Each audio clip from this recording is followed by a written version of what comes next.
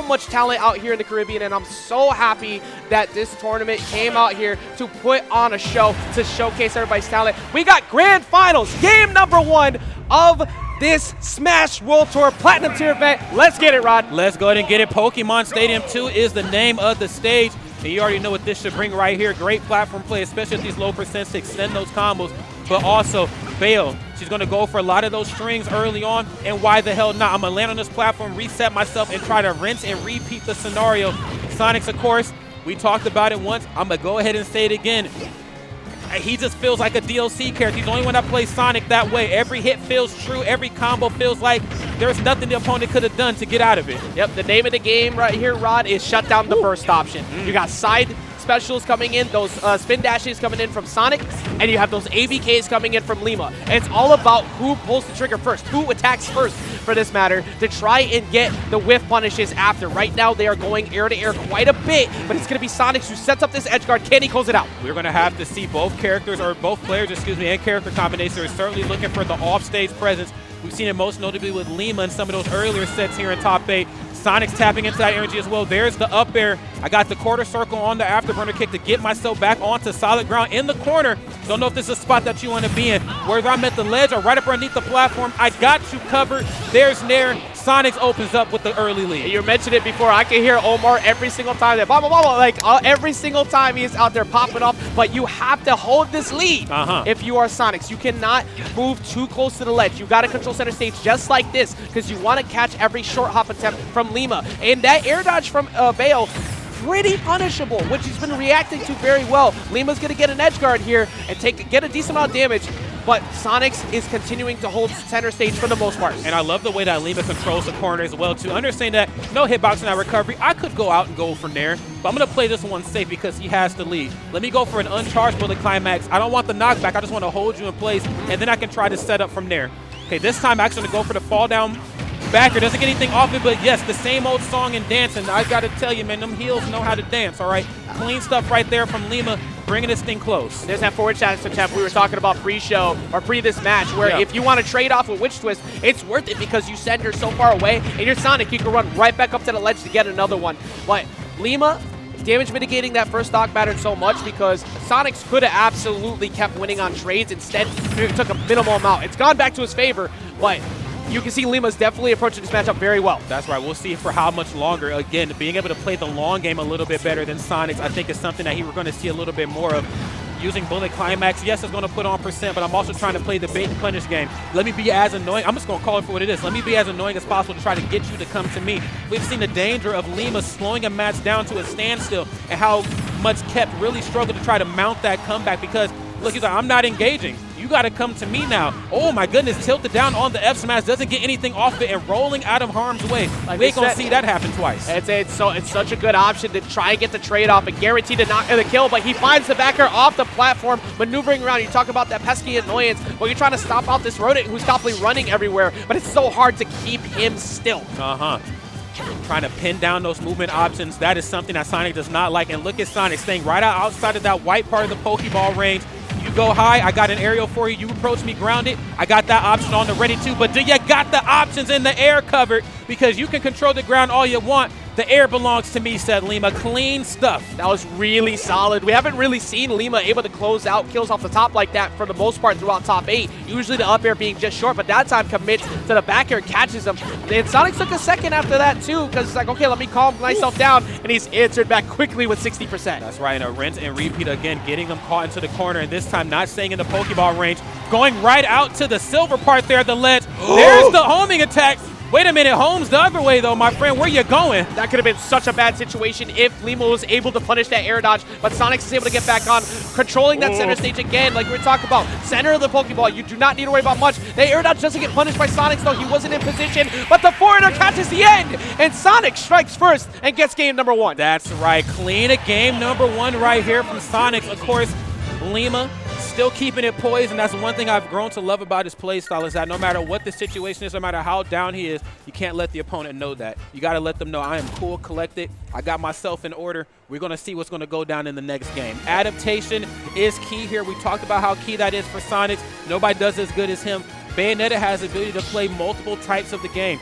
can go aggressive, can slow it down. Hell, can play as defensive as possible. We're going to see which one of those cards Lima's going to tap into. Yeah, Lima has already dealt with a couple of more passive style characters too, and getting to this point, dealing with 8-Bit Man, counting up this point, and right after that, kept with the Diddy Kong.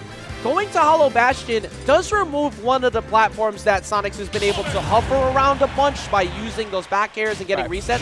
But one thing that Lima did really well that we saw earlier was those falling up airs against 8-Bit Man that got a lot of tech chases. I feel like that's part of what he's looking for here on this stage. Well, let's see what it brings us here, because you ain't been wrong yet, Ajax. Okay, a little bit of a Nostradamus, if you will.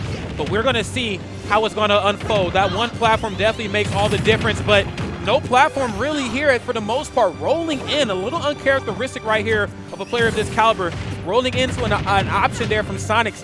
That's, I ain't trying to tell him how to do his job, but Sonix is looking for options like that. I'm going to put it that way. And Sonix has been really good at catching a lot of defensive gameplay, and that's just from learning player habits over time. If you're constantly going in the same direction, I'm going to keep punishing you for it. And he tried to get that falling back air there, but he got the shield up. But luckily for Lima, he did not get hard punished on that heel slide. That's right. And Sonix cooling his jets right there, just kind of disengaging a little bit, staying up beneath that platform, letting him come to him. Going to go for the up tilt, great anti-air option.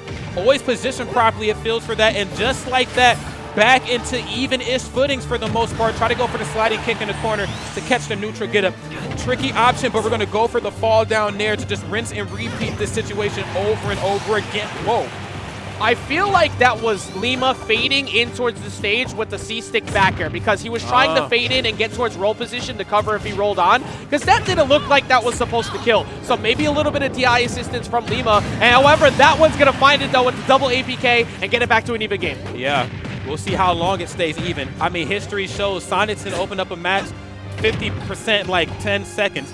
But same could be said for Lima. Lima a little bit more explosive on the opposite end of the match. You know, yes, we've exchanged some blows. You think I'm down, but one up tilt string, you reset improperly on that platform. I'm bringing this thing back even. As you can see right now, leaning into that trope very heavily. There's the spring. Ah! Oh my God, you can stall as much as you want, but once you're forced to go low, that trade or that hit benefits Sonix every single time. Now, you're right, Lima has incredible reward on hit. Once you hit once with Bayo, you're taking like 60, but Sonix has been taking only about 30%-ish at a time. That being said, he almost lost his stock. That's right, but this ain't a greatest hits album. This is a game of stocks here, my friends. And yes, I might put on percent, I might box really well, but we got to get these stocks going. And history has shown Sonix has done a phenomenal job at that here this season. Looking to put another point on the board here for himself. Lima, of course, disengaging a little bit. There's that bullet art I was talking about before. Oh, wait, you can't roll in the corner, though. That ain't happening. Oh, that would have covered the really early APK too, because you get in a panic situation after you get hit by that. You start freaking out because you want to jump immediately. You think that your jump got hit, but Lima going to ledge instead. He's at 46, but Sonix has been getting about like 30% off of each combo. That can lead to a backer off of that, and that is. It's going to be Lima getting into an even game. It hits that much different when it's in slow motion too. It's like, damn, is he really going to be able to follow up? And here, dare I question the Bayo King himself. Clean stuff from Lima. Bringing this thing close. This is what I've talked about before. The explosiveness kind of comes at the tail end, middle of the match, as opposed to beginning here with Sonix. He said, yes, I'm in the deficit, but what is 55%? That's just one opening exchange, all right? That witch twist does really make you second guess how really bad the decision was that you would make before. But one thing I'm seeing out of Sonix, he keeps trying to use those jab ones to kind of bait Lima to do something silly, and that's going to be a back air. It won't be enough just yet, but if he chases him off stage, it's going to be a bit reckless, but he tries to catch one forward smash. The trade-off with the witch twist keeps him alive momentarily for down throw instead to set up an angle where he can go for another forward smash attempt. Very smart, because he could have easily went for forward throw and hit him sky high, but this time trying to force the ledge option. Such a smart tactic and just great split-second decision-making right there from Sonix. 130% here, but wait a minute. Oh, he can say, okay, he was able to SDI on and out and get that air dodge down to get away from that, but that could have easily been bad. That heel side's going to get hard punished by the up smash, and Sonix is only one game away from being your First Attack 2022 champion. That's right. Now, like that, there was that coast to coast right there, west to east coast, if you will, on the back air. But I love that double afterburner kick in both directions, throwing him off a little bit with the DI, and then boom, back air for your troubles. But the knuckle sandwich served up right there, courtesy of Sonix. Love just the precision needed to ankle that properly and catch you at the ledge. Such a smart option. Stand right at roll distance. You make sure that if you do trade with that witch twist, you're at center stage, a short hop APK if they somehow snap the ledge. is not going to punish you. But if you trade, well, you can get hit center stage all you want because Bayo's dead. And now Sonix up 2 games, has complete control. We're going to see a switch up here to Town and City. This is a heavy, risky play because as early as you're going to be able to get those forward air kills with Bayo now, that just made Sonix's forward airs off stage so much more viable as well. Or, for that matter, something we haven't seen in a while, the V-reverse homing attack into back air is also going to kill really early here. That is a man, I'm so glad you brought that up. I completely spaced on the danger of homing attack on a stage like this. Sets up for something great. Now, on the topic of good setups, the danger of Lima catching an option like an up B from Sonic, no hitbox on it, and just the same song and dance over and over again. I can't get back onto solid ground. I got to either split between edge guard, or excuse me, directly air dodging to the ledge or up B to bring myself back through. Lima having the option on the ready. Sonix though looking good. Wait a damn minute, Mr. Sonix. Try to catch him with a back air too to maybe trip him up on his way in and miss attack. I already said the contractual obligation of every Bayo is they got to SD at least once a set, but maybe get a little bit of assist attack in that. Good parry. Up tilt doesn't come through though, and short hop up air. That move barely works. It's going to go ahead and get him a punish. But he's going to take it though, full throttle. Going to go for the forward air here. Nice. I love that wave land on the platform, showing us that you ain't the only one that got nice footwork. There's the homing attack. Where you headed at? And like I said before, going into this, a good chunk of this set is going to be played off stage and in the air. The awareness of Sonix to know that that platform over there was in position to punish. Oh, that platform helping him out. Now he's got to get back on. Is he going to go for the soft hit in air? No, instead tries to go for the back throw, and he lines it up. Baits him out to roll in, and Sonix once again moving forward in the lead. Wow, good Lord, Sonix, just how did he even find a setup like that? I was even thrown off. I was like, he's for sure going to go for forward throw back here. There's no doubt in my mind, and went for back throw instead, keeping me and Ajax on our toes. Clean stuff. Lima right now, though, is going to have to dig deep because this match is out of control. We're going high right here. He immediately tried to go back up there with the Nair, too, to trip him up on his way down, not catch him DIing and get another early stock. 101 damage has been put on the Bayonetta. It's making so difficult for Lima to get himself back in the game. Okay, there's the back airs in the corner. Now, we've seen the looming threat of that always. Going to go for this, the sliding kick, not the kick afterwards. Love that. Okay, but wasn't quite able to find the opening, and just, wow, using the platform to the advantage right there, if I may say so myself, even as the platform is taxiing away. You try to overextend on me, I got this punch on the ready. And Sonix has been reacting so quickly to so many punish too. Like, you need something to start, but the air dodge having so much time on it, that down smash comes through, and Sonix is now up 2 games. The crowd definitely in favor of Sonix, wanting to see the one more stock. They want to see him take it all home. Holy shit, I'm going to call it for what it is. There's the homing attack. Lima caught into the corner right now. The double width. Wait a minute. Yes, going to have to air dodge there that time, expending a lot of those options, narrowly escaping an F smash at that position. Could have certainly been enough to do it given the right amount of charge. Forward throw, that's going to be enough. Definitely here on Town and City's going to end it. Taunts coming out. Lima trying to get a couple tactical crouches. It don't matter. You're up a whole stock. All you got to do is wait for one bad mistake from Lima. Unless Lima, of course, can force a forward air situation off stage. That up smash is not going to be enough yet here on Town and City ceiling, but one more mistake from Lima will end this set. Wait a minute, we're going sky high right there. Yes, going to elect to go to the ledge that time. A lot of ending lag. Is that up smash going to be enough to do it? It's definitely going to be enough to do it here, friends. And there you have it, your first attack. 2022 Smash Ultimate Champion goes to Sonix. Incredible job. Congratulations to Sonix taking yet another tournament and also solidifying himself a win at a Platinum Tier Smash World Tour event, getting that comfortable cushion to move that much closer into the World Championships come December. It's getting close here, friends, but fret not, okay? If you're a top player, mid player, hell, even a player in Uncle Rod's caliber, right? I'm not a good player, all right, put it that way. If no matter where you're at, there's still more stops to talk about. But before we get to that, man, I got to just talk about these replays here. So I like this little exchange. That was the mix-up that even threw me off. Goes for the back throw there that time. And, of course, the blast zone's kind of not your friend right here on the left and right sides of Town and City. I mean, just a clean setup there. Sonix looking absolutely unstoppable at points. And still, you know, big shout outs to Lima for continuing to push with this character. The meta continues to grow for Bayonetta. We were talking about Bloom before, but Lima has been on a tear this year, returning to form. The player that we've known Lima for in the past took a little bit of time to get to this point because the character definitely being much different, but operating well over in Texas. Not the funnest character lineup to be running through too. You got multiple Robs, you got Ness, and Bayo doesn't like to get grabbed. That is a character that really doesn't like dealing with characters like Ness. But Lima has been able to push through that. and now has multiple top 3 placings throughout the year. Another one here, this time second place. That's a lot of points to get as well. That is a lot of points right there. We're definitely going to look at those standings after this wraps. But yes, clean stuff from Lima.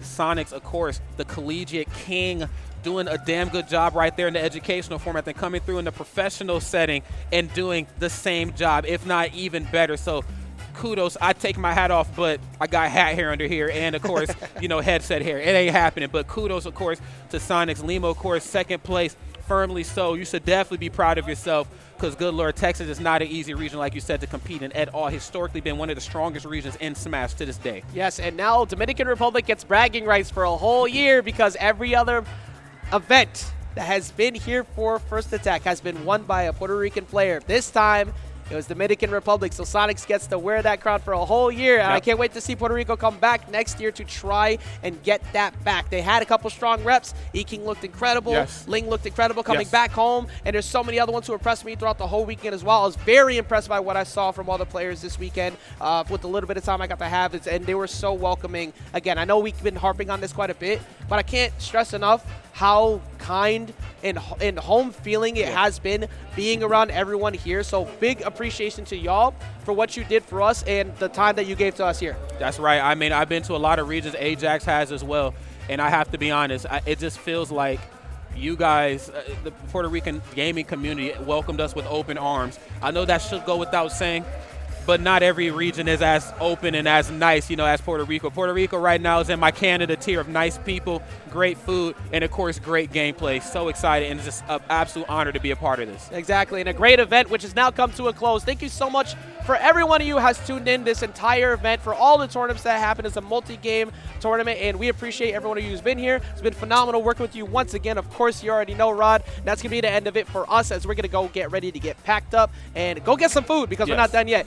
That's it for us here at First Attack 2022, 10th year anniversary. Hope you all have a wonderful night. We'll see you at the next one. Peace.